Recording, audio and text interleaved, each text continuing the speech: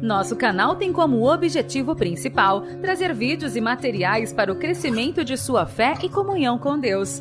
Tudo é preparado com muito temor, oração, jejum e estudo sério das Escrituras. Convidamos você a se tornar um patrocinador e cooperador com o verdadeiro Evangelho. Semeie com sua oferta para que possamos produzir mais vídeos e alcançar muito mais vidas para Jesus. Se inscreva em nosso canal, curta e compartilhe os vídeos. Seja um multiplicador das boas novas. Gente amada, gente querida, é sempre um prazer falar com vocês.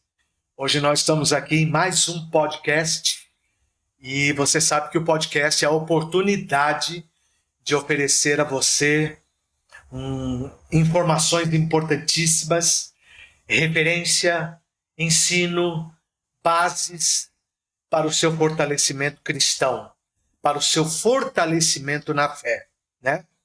Eu quero que você não só assista esse podcast, mas compartilhe com seus amigos, com seus parentes, porque vai ser uma bênção os temas, os assuntos que serão abordados aqui hoje, né? E o nosso convidado de hoje é uma pessoa muito especial, para lá de especial, e eu tenho a maior honra de recebê-lo aqui. Quero agradecer antes disso o Alex e a Júlia Bastos, que estão por trás das câmeras, por trás dos roteiros, das agendas, me ajudam sempre em oração, são meus parceiros nesse projeto, né? E, sem delongas, eu quero apresentar o nosso convidado para vocês, pastor Sérgio Mascarenhas. Olá, pastor. Homem de Deus, homem amado, homem querido, né? Meu filho Arthur e minha nora Micaela estão indo na sua igreja. Estiveram lá ontem, né? E eu já linkei aí o café com o Arthur, né? Que coisa maravilhosa. A gente está reabrindo o contato, né? E creio que... Eu fico maravilhado com isso. Amém. Que o Arthur coopere muito com você ali, viu, pastor Sérgio? Amém, pastor. Que ele coopere muito com você ali. Amém. Faço votos. Eu queria saber, eu fiz um roteiro aqui, né, pra gente não se perder, né? Você é presidente do Seminário Batista Enéas Tonini, né? E pastor da Igreja Batista Central de Vila Maria. Isso. Aqui na Zona Leste, né? Como foi o seu encontro com Jesus, pastor Sérgio? Pastor Wagner, eu sou assembleano de berço, né? Sim. E então minha família toda é evangélica. Alguns hoje estão na gama de simpatizantes, mas eu sou terceira geração de assembleanos, então nasci na igreja e desviei com 14 anos, aquela experiência que às vezes a gente precisa ter para valorizar o evangelho. E com 19 anos eu voltei, e nesse retorno Deus colocou no meu coração muita convicção, e aí já voltei me envolvendo com a obra de Deus e com o seminário, e a gente tem então traçado esse roteiro, né? Que maravilhoso. Entendo que é uma agenda de Deus para nós. Que maravilhoso isso. Então, que maravilhoso isso. Nascido em que cidade? Eu sou de São Paulo, capital. Então, viajei pouco, então sou muito enraizado aqui. Que bom. Casado há quanto tempo? Com quem? 20 anos, com a Vanessa, amor da minha vida. Vanessa. Mulher de Deus, abençoada. Temos uma filhinha, a Sofia, 15 aninhos. E está lá se envolvendo com a igreja também na Vila Maria. Saudade dos meus filhos com 15 anos de idade, hein, pastor Sérgio? A gente pisca, eles fazem 15 anos. Pisca de novo, 30. Pais e mães estão vivos? Não. Hoje eu tenho um padrasto, uma madrasta, né? Sim. Meu pai e mãe, na verdade, já partiram. E aí deu aqueles reboliços de Deus que trouxe meu padrasto à cena, né? Quando na infância, e depois minha mãe falecendo, ele casou novamente e estão na Assembleia de Deus, estão servindo a Deus lá, né? Graças a Deus por isso. O caminho para chegar a ser presidente do Seminário Batista Enéas Tonini, como foi isso, pastor Sérgio. Então, em 2009, eu fui convidado para substituir um pastor do seminário, o pastor Sandoval. E aí eu entrei nessa... Então você foi dar aula. Fui dar aula, isso. Sim. E aí, no ano seguinte, precisavam de um administrador. Eu entrei na administração, aí já na diretoria, fazendo esse papel. E o envolvimento, em 2016, então eu mudei de cadeira, fui ser deão do seminário, o lado mais pastoral, que é a minha área. Eu sou um acadêmico, vamos dizer, prático. Então, no seminário eu pego as matérias, eu costumo dizer, pastor Wagner, do chão de fábrica da igreja. Né? É mesmo? Que disciplinas são essas? É teologia pastoral, estou dando capelania esse semestre, homilética.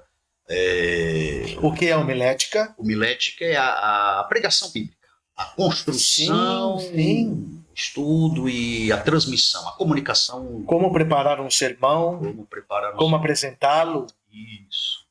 Então, é meu perfil, né? Mais comportamental, mais operacional, então a gente soma com os colegas que são mais acadêmicos, mais ortodoxos, mais sistemáticos, e aí a gente, né, tem tido essa parceria neste seminário aí de 44 anos, né, desde 80, começou lá em Osasco. É uma honra para eu estar nessa cadeira, e estou desde o ano passado, né? Então, e a troca de diretoria, estatuto, essas coisas, então no jogo de cadeiras eu acabei subindo, né? E estamos lá, né, na diretoria e também... Quantos professores no seminário hoje? Então, o presencial, como em todo lugar, deu uma diminuída, então, mas nós temos em torno de uns 20 professores. É que nesse semestre nem todos estão atuando. Sim. Alguns estão aí no rodízio também de matérias, estão descansando. Mas tem os nossos cursos médio em teologia livre, bacharel em teologia livre. Estamos fazendo decolar aí a pós-graduação também, especialização e mestrado em teologia. Então, somos esse grupo aí, né, de uns 20 professores. Que maravilhoso. Todos praticamente da casa. São homens e mulheres de Deus piedosos, com erudição, e a gente tem confiança no ensino deles e descansa com eles na sala de aula e com os alunos, para não gerar aí o liberalismo teológico que a gente tem visto, né, que é esses bombardeios de questionamentos à palavra de Deus. Sim. Então a gente mantém aquilo que o Enéas Tonini, pastor Enéas Tonini, mantinha. Começou com ele, pastor Sérgio? Começou com ele. Ele é oriundo da Batista tradicional, né, da Convenção Batista Brasileira, da CBB. Na biografia dele, ele escreve que ele teve uma experiência assim, muito interessante. Ele era diretor da teológica, pastor titular de Perdizes, né, então diretor do Colégio Batista. E o Espírito Santo tocou nele, no escritório dele, falando para ele entregar. Essa voz ele ouviu 3 vezes, ele entregou tudo, se eu não me engano, na década de 60. E ele, então, teve uma experiência singular com o Espírito de Deus, um toque a mais, além. Ele sai, então, rompe, né, com a estrutura da CBB, no sentido de ficar solto e propagar a renovação, o avivamento daquela época. E aí, então, anos após, surge a Convenção Batista Nacional, que é a ala batista dos renovados. Sim. Com esse toque, com essa ênfase mais carismática dos dons, do batismo com o Espírito Santo, independente da nomenclatura. Então surgiu a Igreja Batista do Povo. E aí depois surge. Mas antes disso, o Enéas fica 17 anos percorrendo o Brasil como um pregador itinerante com essa tônica. Espírito Santo. O avivamento, exatamente. Que coisa linda. Percorreu várias igrejas, né? Eu estive com Israel Belo, pastor do Rio de Janeiro, se eu não me engano, batista, e ele comentou comigo no carro que ele ia dar uma palestra no seminário. O Israel Belo falou: meu pai hospedou o pastor Enéas Tonini anos atrás. Então, assim, muito gostoso ouvir as histórias do Enéas, né? E por onde ele passou. Certa feita eu estava dando história dos avivamentos, e nessa fatia de tempo de avivamento de 60, 70, e o pastor Enéas estava lá tomando um café na sala dos professores, e eu nem dei aula, chamei para ele subir e ele contar o que aconteceu. Então foi uma aula muito prática da parte dele, né? E uma autoridade na sala de aula falando dos feitos e como acontecia. E interessante, pastor Wagner, um mover de Deus naquela época. Que maravilhoso. Porque não precisava forçar nada, nenhum apelo emotivo, nenhuma pressão da nossa parte, pastores, né, no púlpito, com o microfone, e quem me ouve entende que eu estou falando, porque às vezes a gente quer ajudar Deus, e o pastor Enéas falava que o movimento de renovação, o movimento de avivamento, o movimento dessa onda, né, de pentecostalismo, da parte de Deus, era um fluir muito tranquilo, dominado e possuído pelo próprio Espírito. O céu governando a terra. Os dois, né? Não precisa da interferência do homem. Só a cooperação do homem. Obediência, né? É verdade. Pastor Sérgio, o que é a teologia? Como é que o senhor define teologia e quais os benefícios que ela traz para a vida de quem estuda a teologia? E ela é recomendada para quem? Qualquer pessoa? Olha, teologia vamos dizer, a tentativa, o esforço do homem se debruçar em estudar Deus. A grande ferramenta, a grande revelação, tudo isso se dará em torno da palavra de Deus. Então a palavra é absoluta, inerrante, intocável.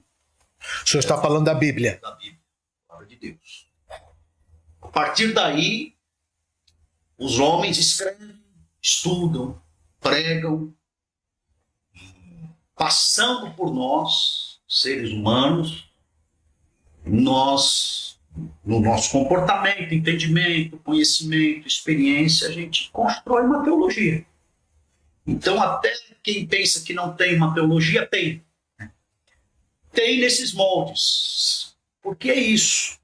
Então, se eu conversar com um irmãozinho, né, muito simples, lá da ponta de uma igreja periférica e tal, a gente vai conversar e algumas coisas vão divergir, e nessa estrutura de pensamento dele eu vou concluir: a teologia do irmão X é essa, que confrontou com a minha, que é essa. Então é a explicação humana do que Deus é, do que Deus faz, como Deus age, tudo o que gira em torno de Deus com relação ao próprio homem. Isso é teologia. Etimologicamente, Theo, Deus, Isso. Logia, estudo, né? Estudo de Deus. Muito interessante. Tá resumido aí. É que, às vezes, e por conta do medo da perda da espiritualidade, da vida de Deus, da devoção, da piedade, nós sabemos disso, pastor Wagner. O povo também reconhece isso. Muitos demonizaram essa palavra, teologia, com receio dessa singeleza de fé ser perdida. Mas dá para conciliar. Eu creio que é complementar. Um pastor que sobe ao púlpito sistematicamente, de forma dominical, ele está aplicando uma teologia para o povo.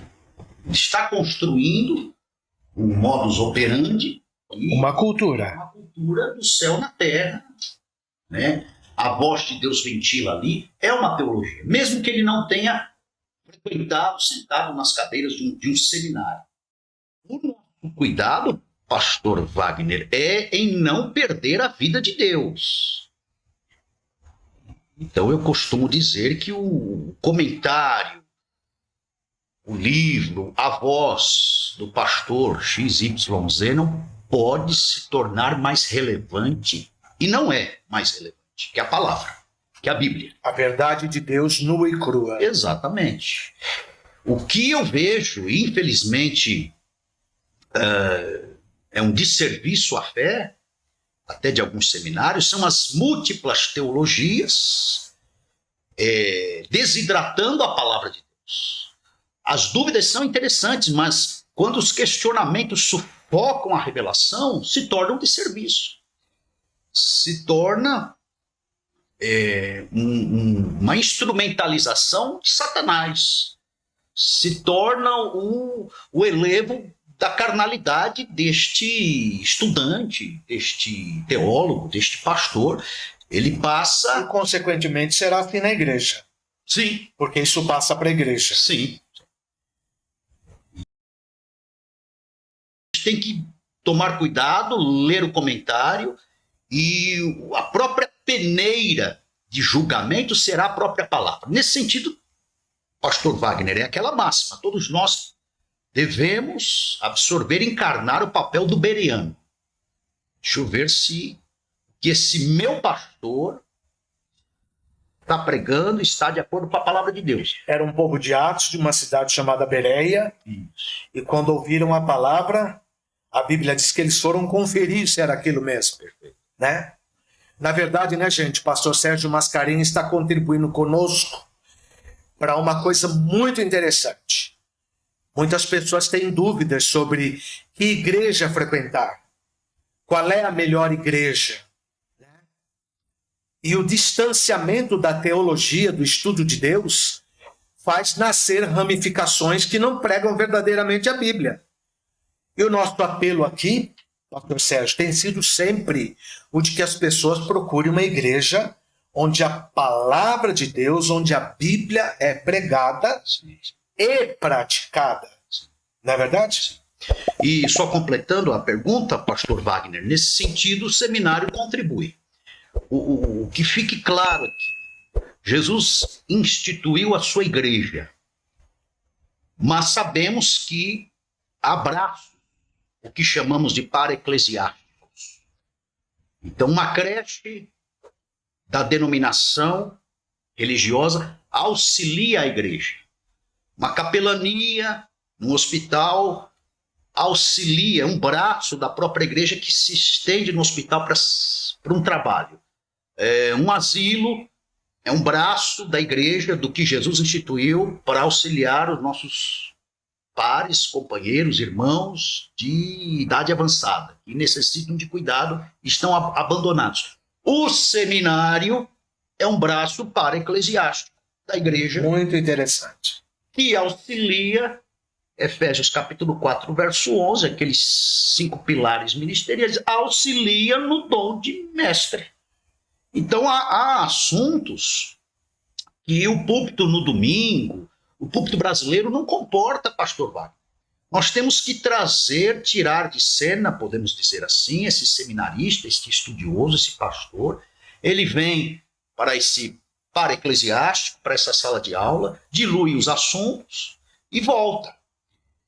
Pastor Wagner, eu estou lá 14, 15 anos no Seminário Batista Nacional Ernesto Nini, e eu exorto os seminaristas falando que eles precisam voltar para suas igrejas, não com espírito crítico, perfeccionista, julgador, esse olhar condenatório.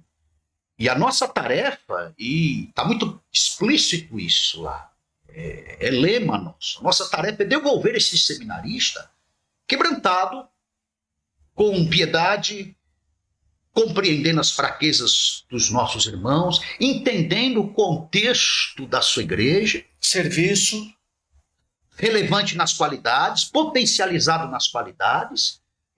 misericordioso nos defeitos, nos problemas, corrigindo falhas, auxiliando, sem esse tom condenatório.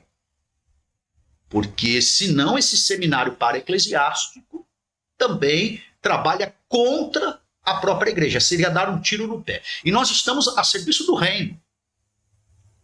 Independente da placa, nessa gama... O seminário tem essa finalidade. Tem essa finalidade. Cooperar com o reino. Exatamente. De onde se conclui que Jesus foi o maior teólogo que pisou sobre a face da terra, não, pastor Sérgio? Perfeito, não tenho dúvida disso. É o modelo.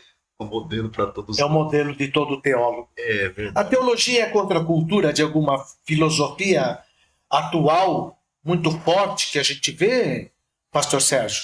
Está aí o humanismo, está aí o hedonismo, a filosofia da busca do prazer, né?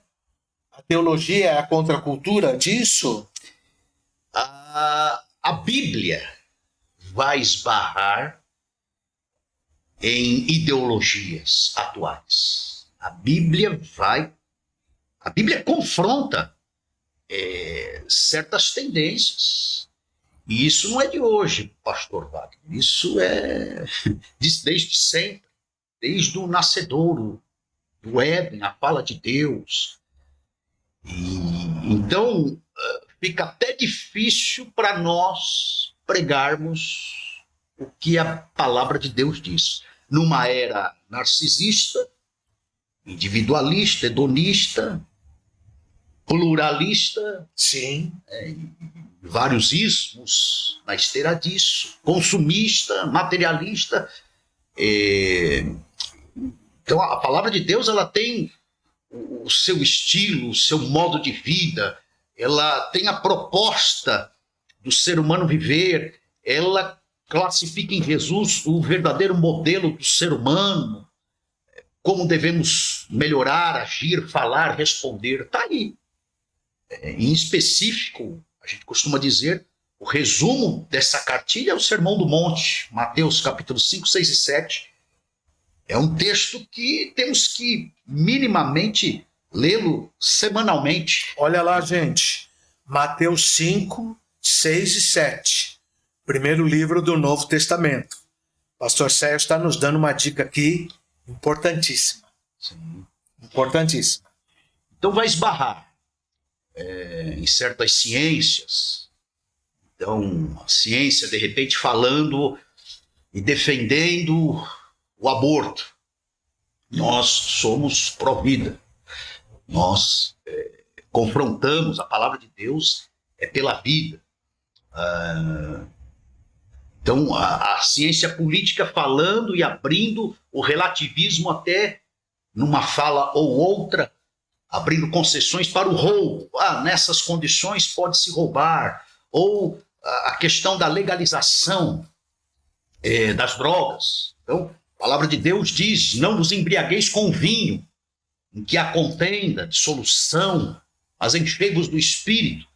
Então, neste sentido, nós vamos dar uma baita trombada com o mundo. Sim. Uma colisão ferrenha. Sim. Um texto interessante da gente pontuar aqui é o de Mateus, quando Jesus confronta Pedro, porque ele estava com uma mente humanista. Jesus falando, eu vou morrer, serei entregue aos homens, vim para isso, é minha missão, foco, redenção. Pedro interrompe, não te acontecerá tal coisa. Jesus falou, olha, tua mente está nivelada com a mente de Satanás. Uau! Para trás de mim. Então, daí nasce muito humanismo, egocentrismo, individualismo, sim, narcisismo. Numa palestra sábado, foi pontuado, pastor Wagner, a seguinte ilustração. O ser humano hoje, e essas múltiplas ideologias, constrói, patrocinada por Satanás, e aqui eu estou espiritualizando a coisa mesmo. As duas dimensões se fundem, se tocam. É como se fosse colocado numa redoma de espelho. Para onde ele olhar, ele vai se enxergar. Muitas ideologias fazem isso comigo, com você. Sim. Querem nos aprisionar, para que a gente fique nessa situação de autossuficientes. E aí a Bíblia fala, olha, rompa com isso. Quem quiser vir após mim, negue-se a si mesmo. Sim. Porque o que vale aí não é a autossuficiência, é a suficiência do alto. O Senhor é meu pastor, nada me falta. Que lindo isso. Maravilhoso. Aí confronta. Pastor Sérgio, o que é a Bíblia? Quem a inspirou? E qual é o benefício de quem estuda, lê e medita na Bíblia? A Bíblia é a palavra de Deus, é a história de fé e revelação de Deus para o homem. A gente costuma dizer que Deus se revela através da história secular. A gente pinça a história, vai perceber que Deus está na história. A gente olha para o mundo, vê a natureza revela a glória de Deus, o salmista fala isso, céu e terra. A gente olha para o homem, a gente vê essa máquina, pastor Wagner, essa pulsão de vida, esse ser aqui à minha frente, pensante, sim, poder de decisão, mais de 100 mil opções de ações numa fração de segundos. O homem revela a imagem de Deus. E o quarto elemento que revela a Deus é a palavra, é a própria palavra. Então isso, através dos muitos concílios e conselhos, desde o Antigo Testamento, foi o que a gente chama de finalizado ou canonizado como palavra de Deus. Existem muitos outros textos, mas compreendemos pela fé e pelos nossos pais apostólicos que esse número de livros aí, Antigo e Novo Testamento, revela Deus, revela como se relacionar com Deus, revela a vontade de Deus para todos nós. Isso é inspirado pelo Espírito Santo. Quero dizer que a Trindade, o Pai, o Filho e o Espírito Santo, eles agiram e eles agem em prol deste retorno do homem caído para si mesmo. E dentro disso, há a boa notícia de salvação, que nós temos ela como evangelho. Jesus veio para isso, há todo um plano de salvação, plano salvífico, de resgate, de reconciliação. E a partir da relação com Deus, a própria palavra diz que tudo se estabelece de uma forma a contento, para um bem-estar e para uma certeza eterna de salvação sem a condenação. Então, enfim, muita coisa está em jogo. Então, a palavra de Deus, a Bíblia, revela tudo isso para que a gente não se perca. E eu quero encerrar aqui essa frase falando assim: Deus não brinca com a nossa história, não deixa o homem à deriva.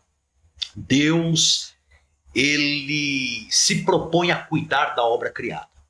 E deixou o grande ícone para que o manual de vida fosse estabelecido, e é a palavra de Deus.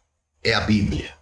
Podemos estudar várias ciências, glória a Deus por elas, ciências de apoio, sociologia, filosofia, psicologia, as suas ramificações, mas entendemos que há um diferencial na Bíblia, um elemento de fé. E sobrenatural. Sobrenatural. É uma triangulação.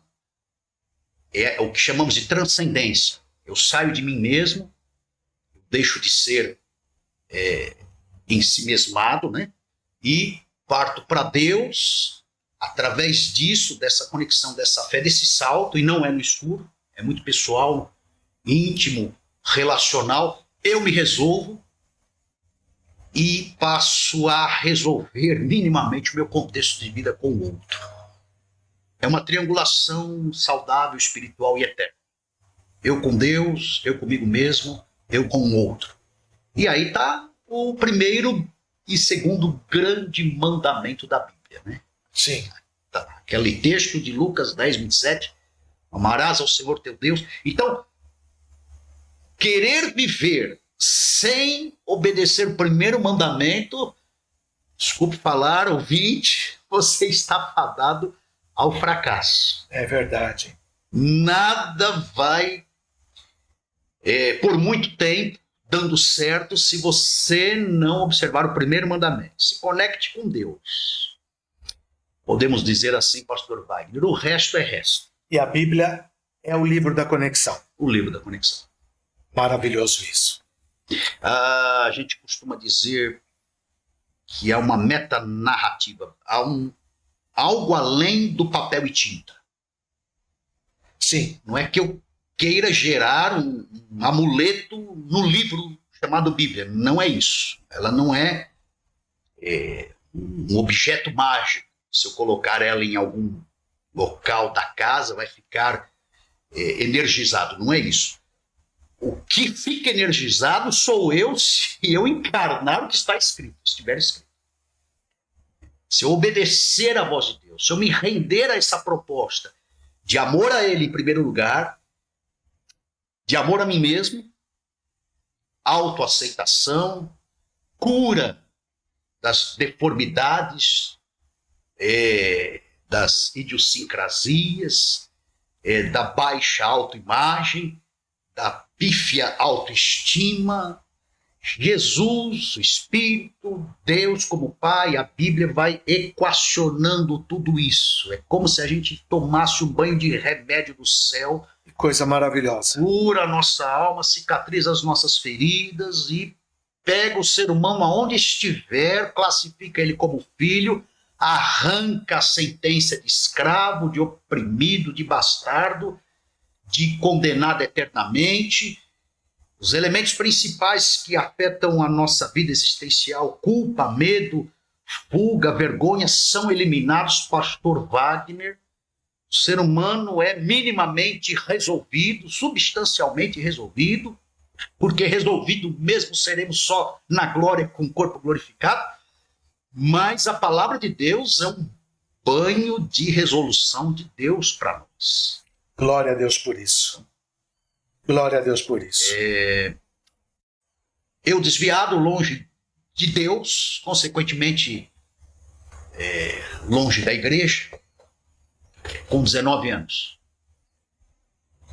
com muitas feridas emocionais, autoimagem totalmente distorcida. Para o pastor ter uma ideia e os ouvintes, como é que estava a minha aceitação, a minha relação comigo mesmo tão baixa, e a pressão espiritual, porque você longe de Deus, você fica vulnerável a Satanás e os demônios. Eu ouvia o inimigo propondo para eu me tornar um andarilho pela cidade de São Paulo e abandonar tudo. Que loucura. Deixar tudo. Que loucura. E me tornar um perdido. Um perdido. Por completo, de forma extrema. Literal. Literalmente. E eu estava sendo seduzido por aquela proposta, tal era a opressão que vinha sobre a minha vida. Então, quero dizer que Sérgio, com 19 anos, esse quadro, vida derrotada, sem uma autoaceitação, sem a conexão com Deus, com falta de sentido, falta de significado. Um filho pródigo. Por aí. A proposta do inimigo e do mundo e até ideologias não resolviam. Era essa. Então eu quero dizer que Deus, com a sua palavra, não é que eu sou perfeito, ninguém é. Mas a gente está numa outra situação, né? Graças a Deus por isso. Um pouco mais aliviado. De perder o amor pelas coisas simples, o serviço, a paixão pelas pessoas, o chão da fábrica. E ter como meta exclusiva o púlpito. O seminarista corre esse perigo? Todos nós corremos. Sim. Na era do espetáculo. Aonde viver é aparecer, né? Sim. E eu fui, certa feita, chamada para um debate, pastor Wagner, com esse tema. E eu chamei os seminaristas de sem vergonhas. É mesmo? Os que fazem tal desvio, negociam a palavra pela literatura, são os sem vergonhas. Porque não honraram o chamado. Correto. Não honraram a oportunidade, a fé, não honraram o sacrifício de Jesus, relativizaram a obra expiatória de Cristo, a obra da cruz, a salvação, relativizaram o grande amor de Deus, de forma rasteira, se nivelaram, venderam a alma para esses condicionamentos mercadológicos e humanistas.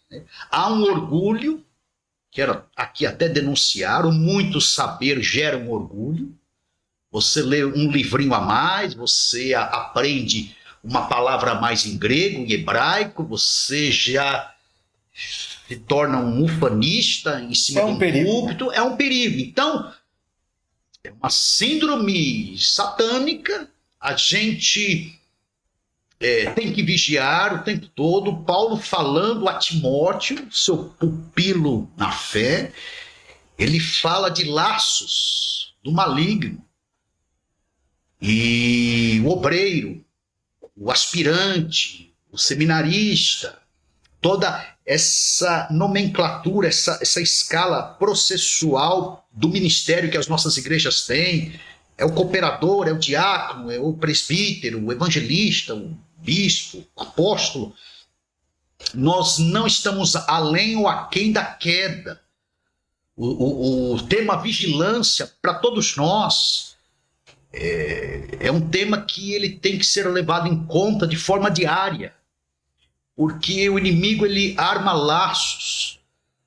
O seu Shedd falava que o maior grau de luta espiritual é dentro da nossa mente. Aqui é uma sociedade que negocia o tempo todo. E nós não estamos isentos do dardo inflamado do maligno. É uma zarabatana de uma proposta a que a gente se torne, conforme Pedro, nivelado com Satanás, com uma mente, com esses condicionamentos, esse sucesso, essa busca de sucesso eclesiástico. Há um mercado gospel que patrocina e massageia o nosso ego constantemente. Sim.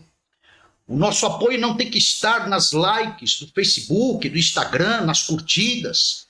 A nossa imagem não deve ser construída através desta imagem, destas lentes.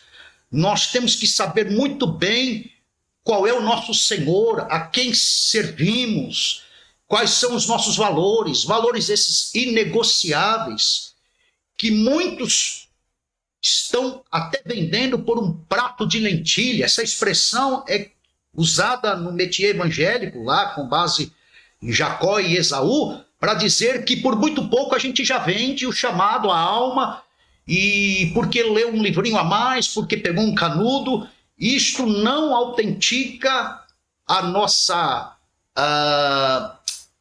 fé, isso não autentica o nosso ministério, isso não autentica o nosso chamado a Deus. O que vai autenticar será a nossa devoção, a nossa piedade, a nossa relação, a manutenção da nossa espiritualidade com o Pai, em chamá-lo de Pai, em manter traços e uma performance bíblica de ser.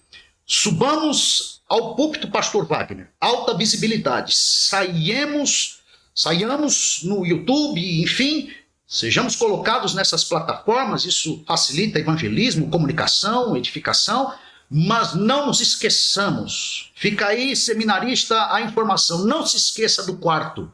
Entra no teu quarto, fecha a porta, teu pai que vem secreto, baixa a visibilidade, ele te recompensará. Só terá sentido, pastor Wagner, esses 100 livros lidos, esses 1000 livros lidos, esses 10.000 livros lidos de teologia, só terá sentido se você abrir a Bíblia no púlpito e pregar.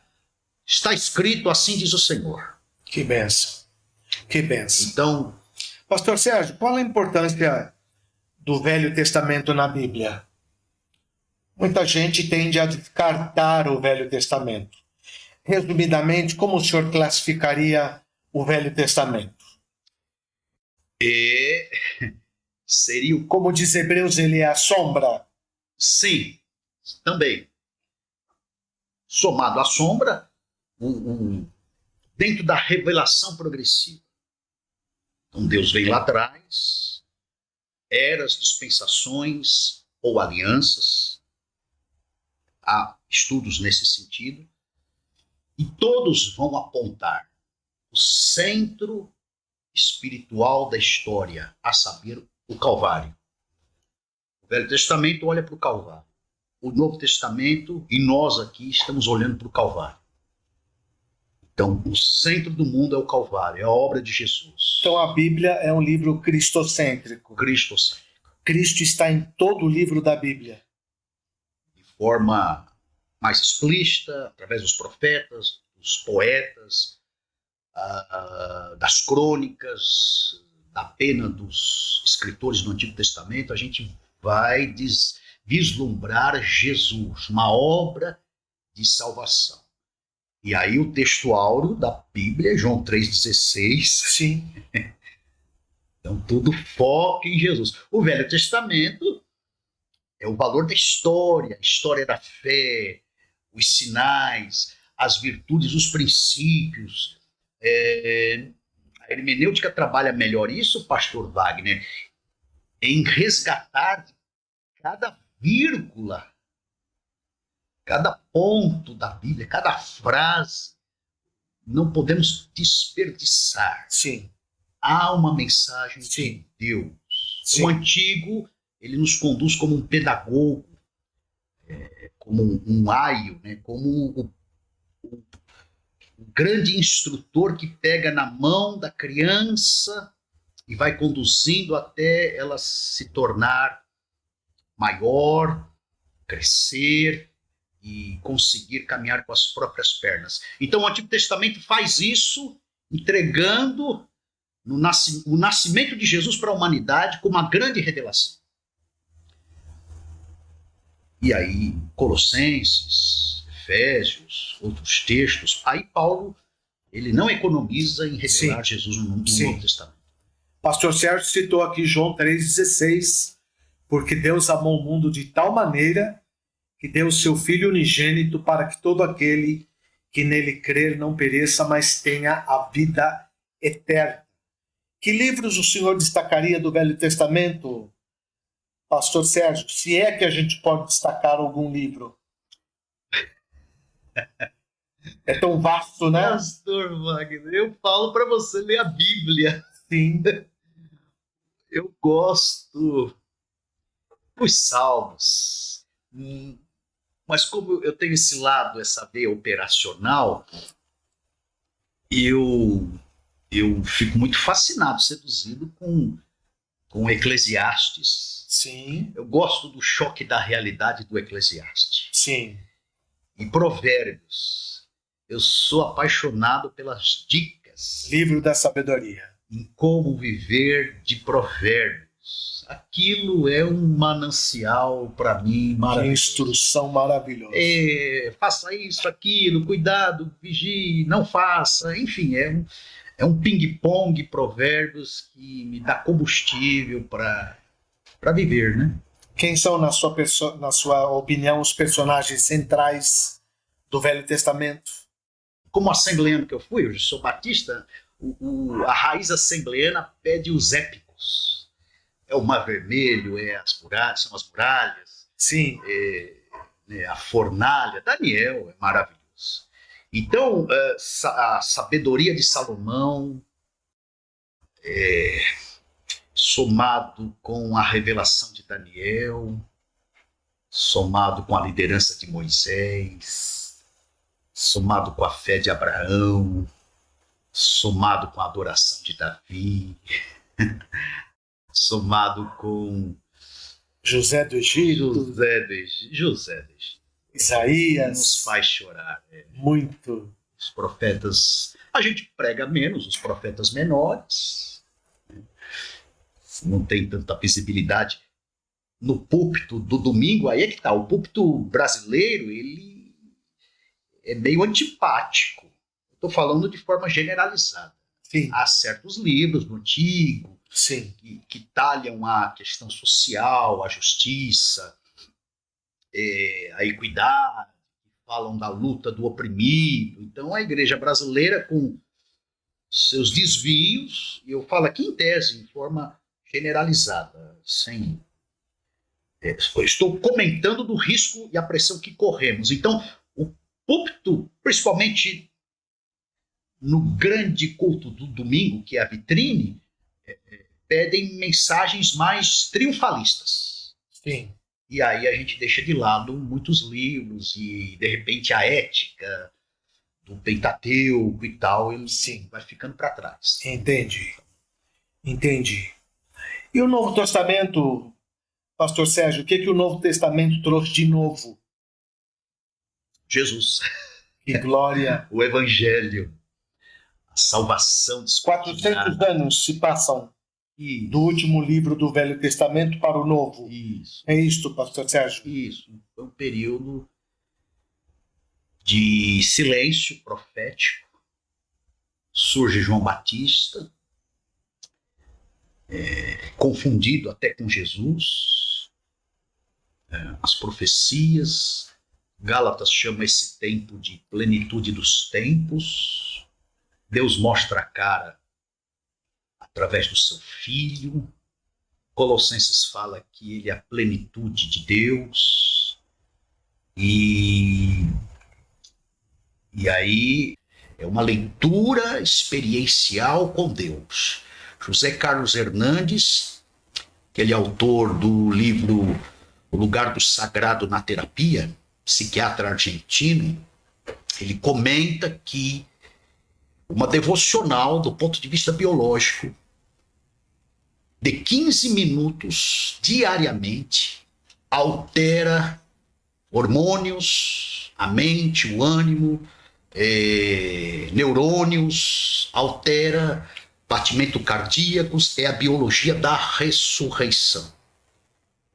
Então nós cristãos somos pela ressurreição e não reencarnação. E a ressurreição, essa identificação, essa experiência com a cruz de Cristo, Cristo morreu, nós morremos com ele, Cristo ressuscitou, nós vivemos a experiência da ressurreição, isso é real, isso altera de forma significativa, inclusive, células, os organismos, os órgãos, o funcionamento, e diminui muitas doenças psicossomáticas. Então, fica a dica, 15 minutos de devocional. E se der um caderninho, Bíblia, caderninho, oração, que não simples assim. Simples assim, não é um sacrilégio para ninguém. Sim. Você estabelece uma vida espiritual, eu diria que até profunda. Pastor Sérgio, eu tive um encontro com o pastor Ernesto Nini, né? Eu tinha uma equipe de gravação, fomos fazer uma reportagem com ele e chegamos no sobrado onde ele morava, ali em Perdizes. Quando o carro parou, eu disse, não pode ser possível, não é possível que o Ernesto Nini more nesse sobrado. Porque primeiro tinha uma escada imensa, né? Nós tocamos a campainha, os auxiliares tiraram o equipamento do carro para filmagem e de repente aqueles passos lentos pela escada, né? E era ele. Eu falei, pastor Néas, o senhor morando num sobrado desse, com uma escada dessa, descendo uma escada dessa, ele com aquele vozeirão dele, né? E eu subo e desço várias vezes. Quando chegamos no sobrado dele, tinha outro conjunto de escada também que fazia esse movimento. Um prédio antigo, né? Um prédio bastante antigo. Nos sentamos à mesa para uma entrevista com ele. Tive a impressão de que aquele mobiliário da casa dele deveria ser um mobiliário de quando ele se casou. Uma casa muito simples, uma casa muito humilde, né? tive a mesma experiência na casa do pastor Russell Shedd, onde fizemos o mesmo tipo de trabalho. Ele morava na mesma casa de quando veio para o Brasil, construiu uma casa para a filha no fundo do quintal dele. E eu ainda perguntei para o pastor Russell Shedd, o senhor tem alguma coisa na sua vida que não seja uma vocação? Ele falou, tenho, irmão Wagner, eu não sei ganhar dinheiro. E no início eu falei para o pastor Russell Shedd, o senhor quer que eu me dirija ao Senhor de que forma? Ele falou, você pode me chamar de irmão, porque nós somos irmãos e o sumo pastor é Cristo. Amém. Então eu tive assim, pastor Sérgio, uma experiência muito profunda com a presença física, né, e de lar dos pastores Ernesto Nini e Russell Shedd. Homens muito simples, né? E hoje a gente vê pastores assim que são verdadeiras estrelas. E eu colocaria essas estrelas entre aspas, porque a grande estrela é Jesus. E muitos deles enriqueceram, né? Como é que o senhor vê isso?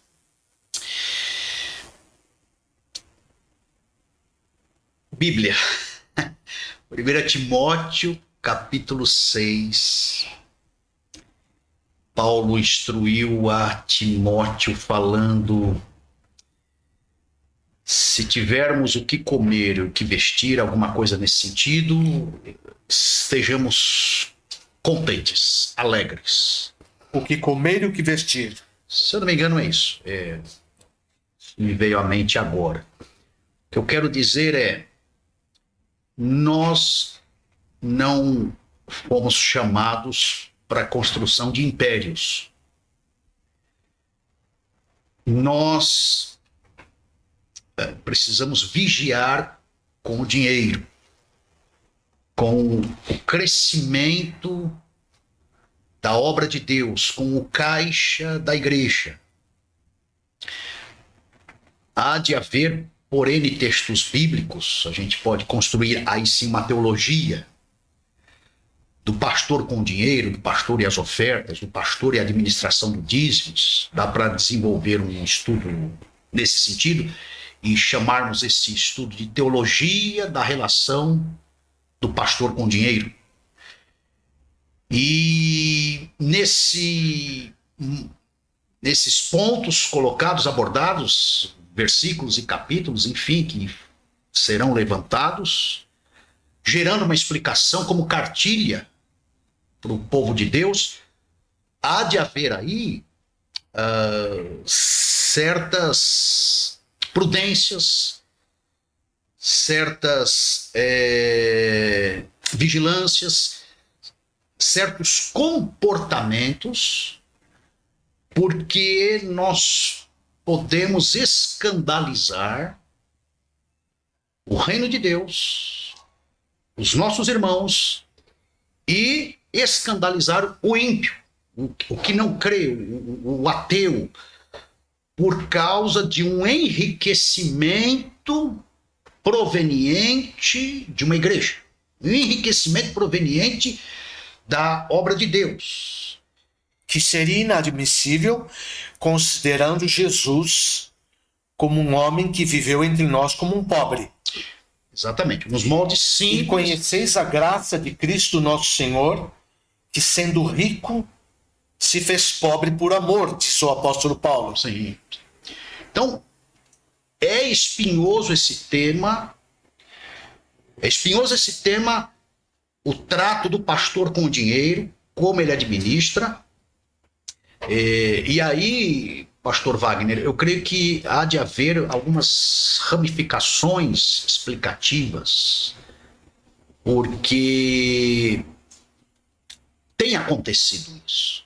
Pastores enriquecendo, pastores com uma vida fútil do ponto de vista financeiro, pastores criando e construindo impérios. Eu não estou, pastor Wagner, falando aqui com essa minha opinião que estou defendendo a miséria, não é isso? Sim, sim.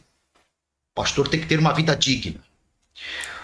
Uma exceção dentro disso é o pastor bivocacionado. Ele trabalha para a igreja, ele serve a Deus na igreja, ele é o líder da igreja pastoral, mas ele tem um trabalho secular. No trabalho secular ele ganha dinheiro ou ganha muito dinheiro, glória a Deus por isso. Então, que fique muito entendido, explícito para o povo que se ele troca carro, se ele vai para um bairro excelente, se ele tem marcas e desfila com essas marcas provenientes do bivocacionamento dele, porque ele tem uma empresa, etc., que fique muito claro isso, não há problema. Mas o pastor, que é integral na 100% igreja, vocacionado, exatamente, ele terá que tomar certas cautelas, prevenções e vigiar dobrado. Então tá aí a diretoria, tá aí o tesoureiro, tá aí o caixa, tá aí a planilha para mostrar para a igreja, tá aí a prestação de contas, tem que haver, tá aí as ferramentas estatutárias para que o dinheiro não se torne um laço para esse pastor. Entendi. E a ideia, se cresceu, se Deus está abençoando, e glória a Deus por isso, a ideia, entendo eu, na visão da missiologia, na visão das viagens do apóstolo Paulo, entendo eu, vejo que ele tem que abrir campo missionário. Ele tem que enviar. O que não significa o enriquecimento desse pastor. Não. Então, se Deus proporcionou uma prosperidade tal, ele tem que pegar essa prosperidade e ele tem que fazer pares, promover o reino, abrir igrejas, lançar missionários ao campo, desafiar seminaristas, colocar... Enfim, guardadas as devidas proporções. Mas a gente investe muito numa estruturação de igreja, na casa de até milhões, né? E a gente não investe nada no envio de um missionário. E eu costumo dizer... Há um contrassenso nisso. Misericórdia. Costumo dizer, pastor Wagner, que o apóstolo Paulo virou no caixão. Porque nós temos um livro inteiro, que é Atos, que patrocina o avanço da igreja, debaixo de perseguição, debaixo de lutas, debaixo de sofrimento. Não estou fazendo apologia ao martírio. E Paulo se deixando gastar, investindo o que tinha, o que não tinha, indo para o bivocacionamento, lá em Atos 18, se não me engano, fazendo tendas, se desdobrando em 3, 4, para a obra de Deus avançar e fazendo essa expansividade do reino. Essa é a visão. Eu não estou falando que não pode haver a manutenção interna, a pintura, a troca disso, a melhoria do aparelho, um microfone melhor. Invista-se nessa estrutura, nisso tudo. Mas lentes missionárias, lentes neotestamentárias, lentes paulinas. Temos algum missionário, há um seminarista sendo pago, o pastor lá na ponta, periferia, está sendo assistido. Maravilhoso. Mordomia dos bens, dos dízimos e das ofertas. Maravilhoso. O que eu vejo é um egocentrismo. Um financiamento só na própria igreja. A ostentação sendo substituída pela missão. Eu diria teologia da ostentação nas igrejas. Está errado. Está errado. Que bom ouvi-lo sobre isso. Há de haver uma análise. Eu acho que essa análise começa, e me incluo, pastor Wagner. Nós, pastores, com muita humildade falo isso, mais joelho no chão. Nós precisamos chorar o pecado. Nosso, da nossa igreja, da nossa má administração, dos nossos equívocos, dos nossos erros, das nossas distorções, dos massageios do nosso ego, das nossas manias. Nós precisamos chorar mais. Eu não tenho e falo por mim, visto cultos com muito quebrantamento, com muito arrependimento, com muito impacto, com regados a lágrimas. E queremos um avivamento. O avivamento começa com boca no pó, joelho no chão, quarto com porta fechada, diminuição de barulhos de vozes, de celular, de campainha, dos barulhos múltiplos aí de internet, de recados diversos. E nós temos uma fonte e nós estamos bebendo água em torneiras. Para a nossa tristeza e tristeza do povo.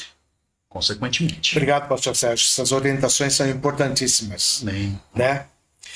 Pastor Sérgio, dando um salto, sim, né? O que nós devemos a Martinho Lutero, na sua opinião?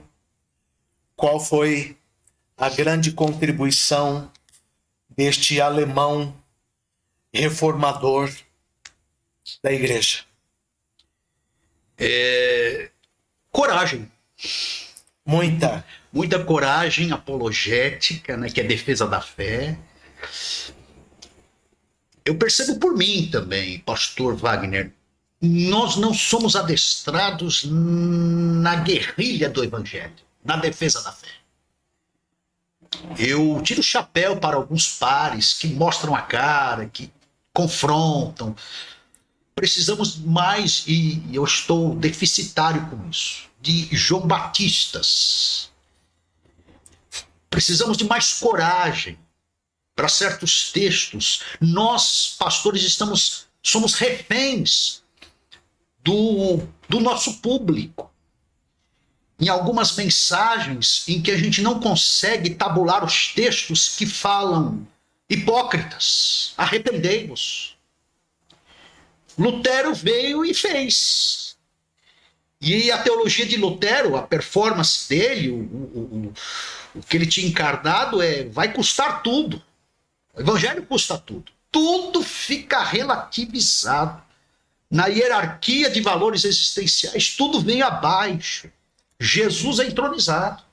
Lutero assumiu isso. Lutero viveu isso. Nós ainda estamos com reservas. Parece, pastor Wagner, que nós estamos dentro do barco, Jesus está falando, então vem. E a gente fica, mas a gente está nessa negociaçãozinha. Sim. Mas vamos olhar. Mas a onda virá. Mas tá frio. Mas eu não estou com a estola sacerdotal adequada. A gente vai fazendo um marabalismo de narrativas, o nosso discurso de desculpas, critérios, a gente vai se enchendo de critérios, colocando, esfregando na cara de Deus e Jesus. Só vou se for assim, o assado. Falta coragem em nós, pastor Wagner. Acredito. Falta coragem. E elogio, reconheço os nossos pares, pastor Wagner, que mostram mais a cara. Glória a Deus pela vida deles. Meu perfil, eu sou uma pessoa introspecta, tímida, né? A gente fica mais no quarto mesmo, a gente fica mais na sala de aula, a gente mostra a cara dentro de um reducionismo de universo, mais na igreja. Mas tem os expansivos, os extrovertidos, os ousados, estão aí, glória a Deus por eles. E recebam alguns deles a minha intercessão, com certeza. Pastor Sérgio Mascarenhas, meu amado irmão, a segunda vinda de Cristo é iminente, em sua opinião? Os sinais falam. Eu estive em 2019, pastor Wagner, numa reunião... Há 4 anos atrás.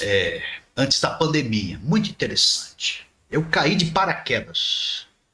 Foi lá na Presbiteriana, teve um simpósio de uma análise, se eu não me engano foram uns 18, 20 pastores, talvez 16, alguma coisa assim, analisando e comentando a agenda global da ONU. Até saiu um livro, tem um livro, enfim. Está gravado. Creio que se der uma busca, a turma acha. E o que me impactou foi a fala de um presbítero, se eu não me engano, funcionário, um executivo de uma multinacional de alimentos. Quando ele falou, ele chorou. Eu achei um pouco exagero, mas ao mesmo tempo um homem muito piedoso, porque chorou. E nem imaginava que 5 meses depois, foi acho que outubro, setembro, em março estoura a pandemia, aconteceria a pandemia. E nessa reunião, na Presbiteriana, eles classificaram essa década, 2020 e 2030. A década de um elo muito transformador num aspecto mundial. E que se a igreja, o simpósio era em torno disso, para a igreja se preparar para não perder a onda, porque poderia ficar para trás se Jesus não voltar até 2030. A década de 2030, 40, 50, as igrejas poderiam se tornar muito irrelevantes no contexto humano, humanitário, social, enfim, existencial. Foram vários os alertas, as dicas e etc, etc.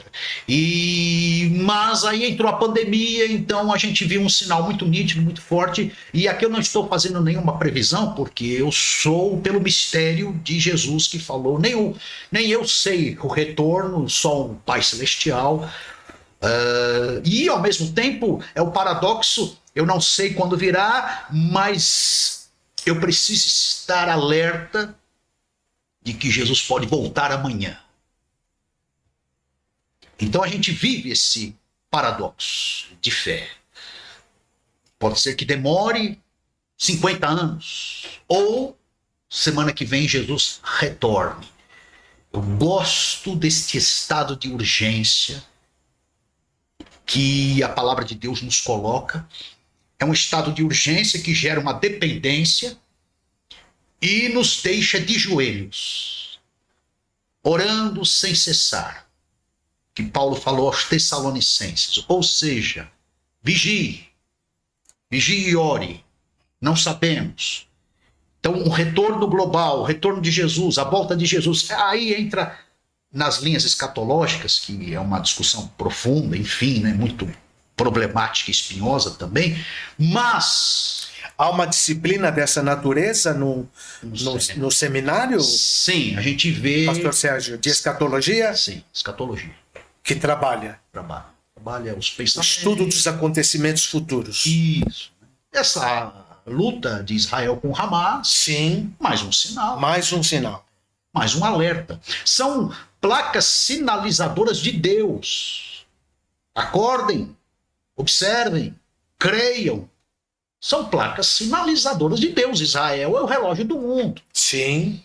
Então, ou Jesus volta de forma globalizada, ou ele volta para mim de forma individualizada. Eu posso infartar amanhã.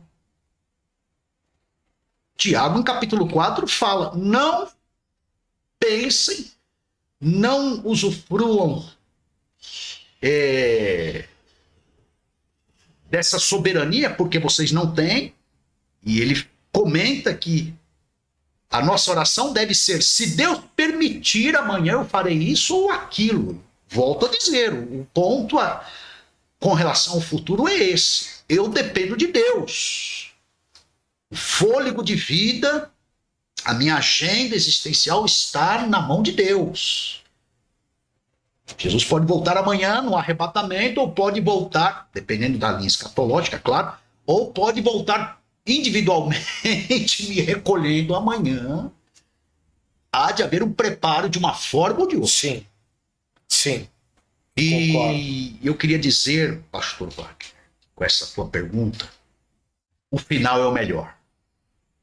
Sim. O final é o melhor. Graças a Deus. O Russell Shedd, se eu não me engano, que comentou, né, a frase dele: calma, já li todo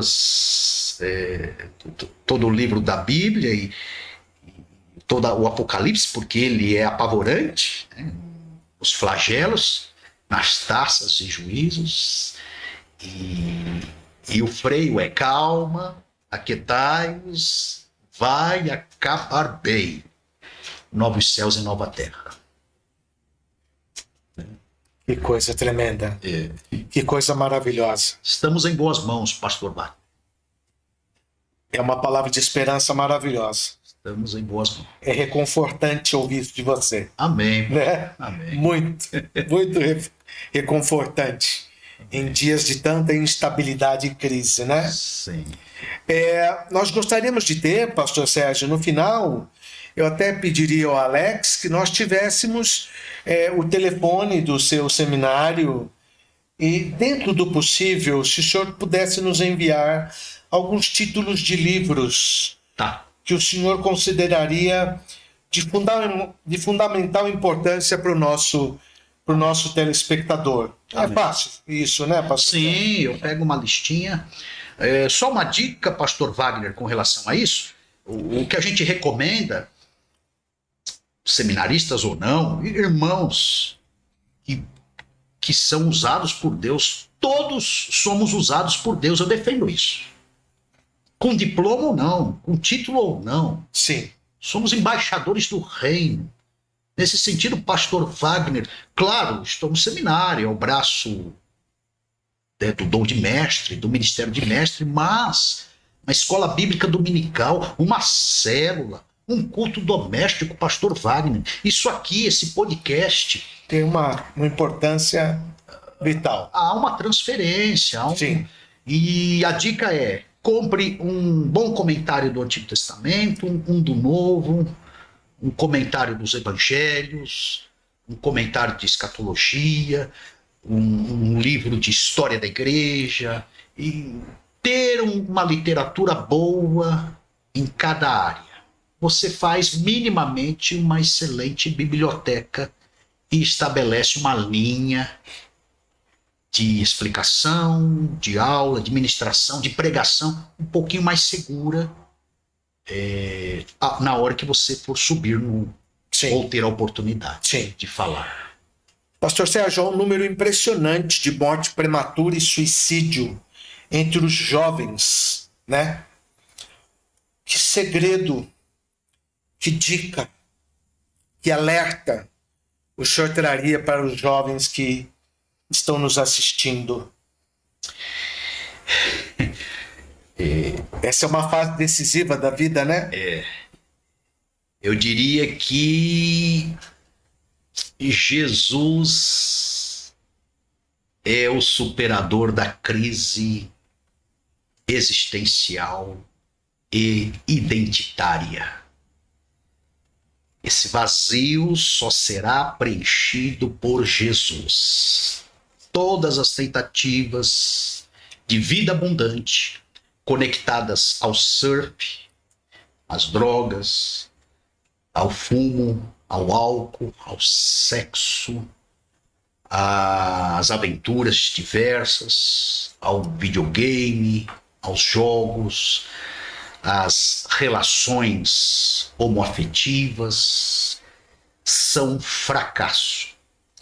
Não transferem sentido, significado, não apertam o parafuso da identidade de ser humano, não preenche o senso de pertencimento, não ajusta a autoimagem, conforme já falei, não será, com todo respeito, pastor Wagner, mas não será a tatuagem que vai transferir para você poder de identidade, de ser, de preenchimento, de fixação, de abastecimento, de plenitude.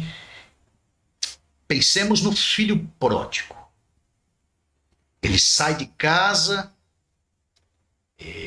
com a pseudo-certeza que tinha domínio sobre a vida, sobre o dinheiro, sobre os dons e talentos. E ele volta para casa com o discurso de que ele não era digno. E quando ele volta quebrantado, arrependido para casa, um jovem, ele foi surpreendido. E aí é que está.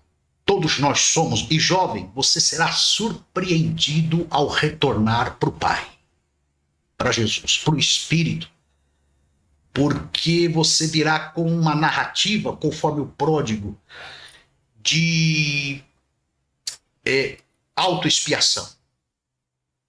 Não sou digno, pequei contra ti e não mereço ser chamado.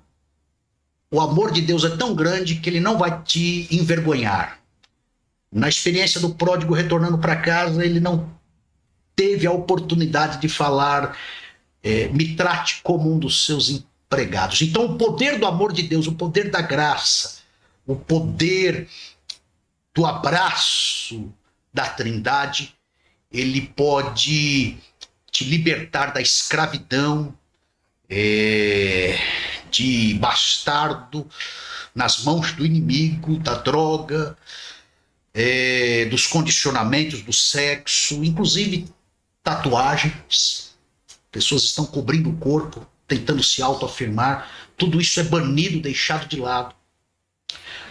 E seja sabedor de que só Deus, nesse retorno, pode gerar a tua honra, o teu reconhecimento, a tua dignidade. Pródigo volta, não discursa até o final sobre a posição de escravo, ele senta novamente na cadeira de filho, um anel de autoridade é colocado no dedo, sandália aos pés, vestes substituídas, e ele dá prosseguimento à vida. Meu conselho para você é esse. Leia a parábola do filho pródigo, Lucas capítulo 15, e está aí a bula para a cura do teu vazio existencial e da tua crise de identidade. É Jesus. É Cristo. É Cristo. O Senhor. O Senhor. Pastor Sérgio, como o senhor vê a igreja evangélica brasileira atualmente? E, na sua opinião, o que está faltando para esta igreja? Eu me deparo com uma igreja distorcida em alguns aspectos. Glória a Deus pelo braço midiático, pela oportunidade de crescimento, pela rede evangelística que Deus tem usado. Muitos têm vindo de uma forma ou de outra. É uma igreja com autoridade, em certo sentido, é uma igreja que tem crescido. Eu ouço colegas de igrejas crescentes. Eu sou pastor de uma igreja pequena. Eu não tenho tido essa experiência, ainda não, espero que tenha. Terá. Todos queremos crescer, e não é para autopromoção, é para o reino dos céus. Mas eu vejo uma igreja em crise. Uma igreja superficial em outros aspectos. Então eu diria que é uma igreja que não está na UTI do que Deus tem. Ela está entre uma enfermaria e um quarto para ser curada, mas ela não está absolvida para voltar à vida normal. Ela está numa funilaria de Jeová, recebendo tratativas, recebendo ajustes, recebendo correções. É muito dividida? A igreja? Cada um cuidando do seu gueto? Eu não reclamo das denominações. Eu só acho que não há de haver uma disputa, um clima mercadológico. Sim. Então, ao mesmo tempo que eu contemplo essa rede evangelística sendo lançada, pessoas sim, de fato, vindo, se batizando, se convertendo, deixando a vida pregressa, eu vejo uma igreja que disputa membros uns dos outros. Então há um revanchismo e competitividade da fé. Isso tem que diminuir. E, pastor Wagner, quero falar agora para nós, pastores, melhoremos a nossa ética entre nós. Estou falando com os pastores agora, porque às vezes eu exorto, eu disciplino. Disciplina está na Bíblia, coisa que não há muito espaço hoje dentro de uma igreja evangélica, cristã, discipulados, certos ajustes. E nesse narcisismo, egocentrismo, individualismo, rebelião. A Bíblia chama isso de rebelião. Onde essa ovelha ela não se deixa tratar, ela migra para a igreja do colega. E o colega aceita esse irmão, às vezes obreiro, até pastor, que não se deixou tratar aqui, aceita, sem o que Paulo usava, expediente que ele tinha na manga, era a carta de transferência. Minimamente, pastor Wagner, uma ligação entre nós. Eu ressalto aqui nesta pergunta, pastor Wagner, e o senhor me dá a oportunidade de falar, melhoremos a nossa ética no trânsito das nossas ovelhas. Nossas ovelhas, aspas, aí você está sabendo, você sabe que o sumo pastor é Jesus, mas líderes locais somos nós. Com muita humildade falo isso, e com muita peneira e bom senso. Eu sei aonde vai a minha perna, o meu passo. Eu dependo muito de Deus. As ovelhas são de fato de Jesus. Mas voltando na colocação, minimamente uma ligação.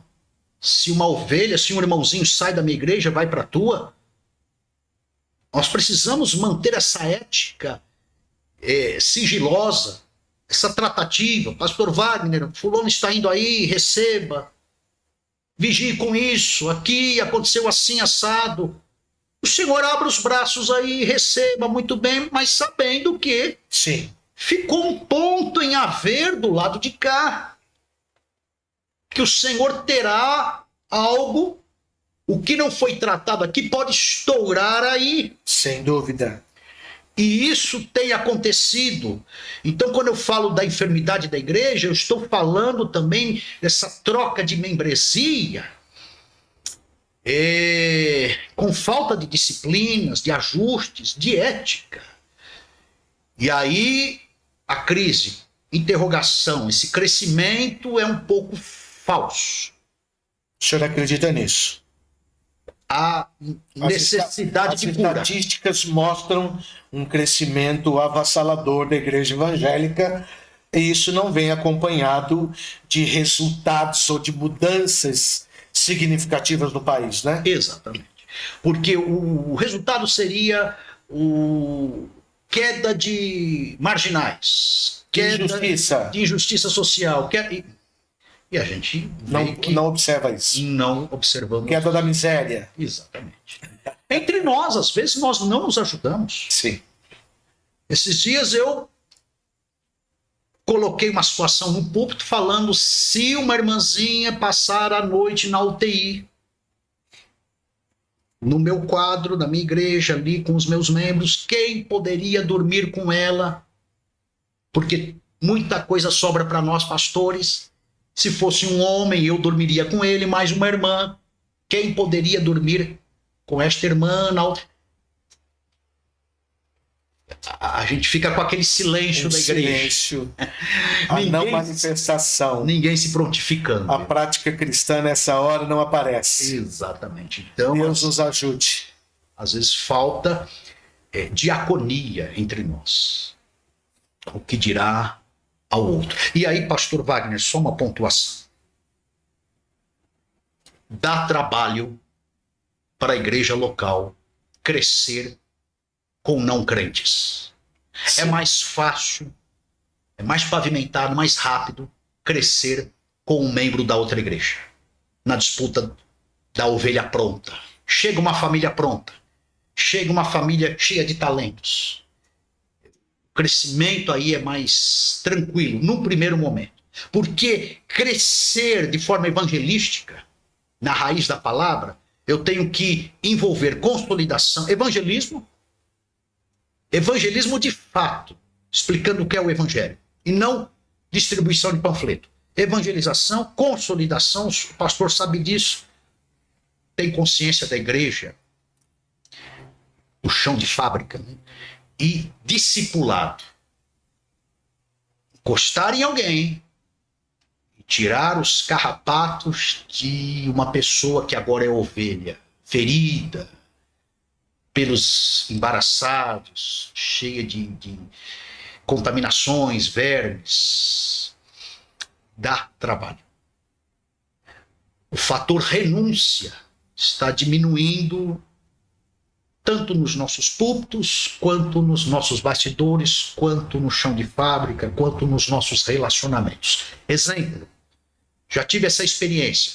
Propus um churrasco, vieram 45 pessoas. Sábado seguinte, propus um evangelismo, vieram 4 pessoas. Não é só o mundo hedonista. A igreja tem sua veia do prazer, do entretenimento. Sem dúvida. Pensemos nisso. Então, nesse sentido, a palavra usada pelos eclesiásticos é esgarçada. A igreja é como a calça jeans esgarçada. Dá para usar, não vou jogar fora. Ela se torna muito gostosa de usar, né? Muito pessoal. A gente não se desfaz do famoso jeans. Maleável. A gente usa o esgarçamento, mas não é o ideal. Não está nova. Então, o exercício de uma visão de Deus. Eu acho que é a experiência de Isaías, pastor Wagner. Aí a gente muda a redoma. Eu falei de uma redoma de espelho. O pós-moderno, ele olha para um lado, ele vai se enxergando. Agora a redoma é de vidro. Na redoma de vidro a gente olha e vê além de nós. No ano que morreu o rei Uzias, eu vi o Senhor. Quando nós vemos Deus, somos impactados pela visão de Deus. O profeta Isaías, ele por ser profeta, até o capítulo 5, e no capítulo 5 ele colocou o dedo em riste de muita gente, julgando, criticando. Ai dos injustos, ai dos iníquos, ai dos que acumulam campo a campo. E no capítulo 6, porque ele viu o Senhor, ai de mim, que sou um homem. Ele se vê. Ai do povo. Essa sensibilidade, pastor Wagner, que nós sejamos nervos expostos de Deus. Que o Espírito Santo nos traga isso. Que nos ajude. O senhor hoje é pastor de uma igreja local e é pastor de professores, é correto? O senhor é pastor de seminaristas. Isso. E de professores de seminário. É isso? No seminário tem desde o irmão que está 1 ano na igreja. Sim. Na mesma sala você tem um irmãozinho novo na fé, de 1 ano, 2. Você tem um pastor já de 30 anos. E é maravilhoso, pastor Wagner, essa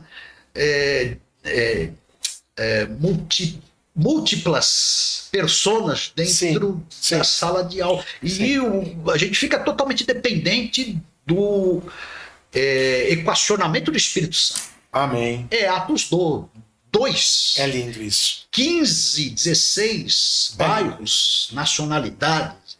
E o Espírito Santo foi lá, igualou, equalizou, equilibrou. É o poder de Deus. Então, na sala de aula acontece isso. Tem pessoas ali com 1, 2, 3 faculdades, pessoas experientes, inclusive no ministério, que numa aula agregam muito. Eu paro para ouvir tais experiências e colocações, princípios, e gente nova na fé, que a gente tem que abraçar e parar para ouvir, Que maravilhoso. e tomar o café e almoçar junto. Que maravilhoso. É um braço da igreja. E o senhor tem um tutor? O senhor tem tutores? O senhor tem um discipulador? Alguém sobre você que cuida de você, com quem você possa abrir seu coração? Sim, sim. Ninguém está sozinho, pode ficar sozinho. Eu tenho pares, pastor Wagner, e quero deixar aqui registrado que hoje eu consegui mais um, pastor Wagner. Já tomamos um café, já vou pôr ele na minha agenda de tutores, de conselheiros. Será uma honra. Eu que serei tutoriado por você. Mas eu tenho o apóstolo Léo, que é um querido. Que glória. Gente, nossa, pastor Wagner. Ninguém pode ficar sozinho. Não dá. Eu gosto da expressão, vamos tomar um café. Jesus foi acusado de comilão, vamos sentar à mesa, beberrão, né? E nós precisamos. Eu tenho o pastor Dimas é maravilhoso. Eu tanto dou risada quanto choro com o pastor. Que coisa Dimas. maravilhosa. E ele me liga, eu ligo para ele, a gente lava a alma, porque tem coisas que só nós podemos desaguar um na vida do outro. 2 Coríntios capítulo 1, verso 3 a 5, o apóstolo Paulo, ele fala, eu vivi coisas para entender vocês. Eu sofri para amparar, eu sei de lutos, eu experimento dores, eu conheço e me deparo com o meu tamanho. Nem sempre o púlpito aguenta e pode receber o desabafo de um pastor. Sim. Nós somos homens. Sim. Aliás, é um erro fazer do púlpito lugar de sua catarse, né? Sim. Tem que ter um filtro muito fino aí. Púlpito é lugar da palavra de Deus. Sim. Né, pastor Sérgio? Só um parênteses. Eu dou espaço, às vezes, para... Pastor Wagner, por favor, me entenda, os colegas, por uma confissão, até certa medida, do meu pecado. Sim. Para eu me nivelar com o povo. Sim. Para quebrar a mitificação. Sim. De que nós estamos num pedestal. Não estamos. O arroz queima, o cheque sem fundo volta, dor de barriga dá em nós pastores. Sim. E às vezes a gente ora pelo outro com uma faca encravada nas costas da traição. A gente geme, mas nós precisamos dos nossos pares e esse excesso, essa confissão além, aí não é no púlpito, é no nosso café, pastor Wagner. Que glória é isso. Aí a gente vai para um cafezinho. Que coisa maravilhosa. E chora junto. Chorar com os que choram, alegrar com os que se alegram. E eu espero de coração que vocês tenham gostado desse cafezinho, né? Essa conversa com o pastor Sérgio Mascarenhas trouxe muito crescimento ao meu coração. Espero que ao seu também. Pastor Sérgio, muito obrigado. Eu que agradeço, pastor. Já tenho você no meu coração, igualmente. como meu irmão, como meu amigo, né? Pastor do meu filho, da minha nora e da minha neta que vem aí em abril. É verdade. A Margot, né? E eu queria que o senhor ficasse livre para suas palavras, para suas considerações finais. Amém. Obrigado por ter despendido esse tempo tão bom com a gente aqui. Eu que agradeço. Obrigado, pastor Wagner, pela semeadura na minha vida, esse momento e essa oportunidade, essa água. Foi o café, agora é a água. Eu quero crer que essa conversa alcançará corações. Esse é o propósito. E fiquem então na paz do Senhor. Ouça a gente, divulgue. Não é para autopromoção, é para promoção do alto. E que isso toque corações. E fica aí, né, as informações todas que vocês captaram. Você que está na igreja, É muito valorosa essa tua aula, essa tua célula. Você receberá galardão na eternidade. Isso não será desperdiçado. Esse teu culto com 2, 3 pessoas. Não fique preso à numerolatria. Não ache, pastor de igreja pequena, que Deus não é contigo porque você tem 50 membros ou 100. Não. A igreja de Jesus, não há igrejinha na face da terra do ponto de vista bíblico teológico. Deus usa todos.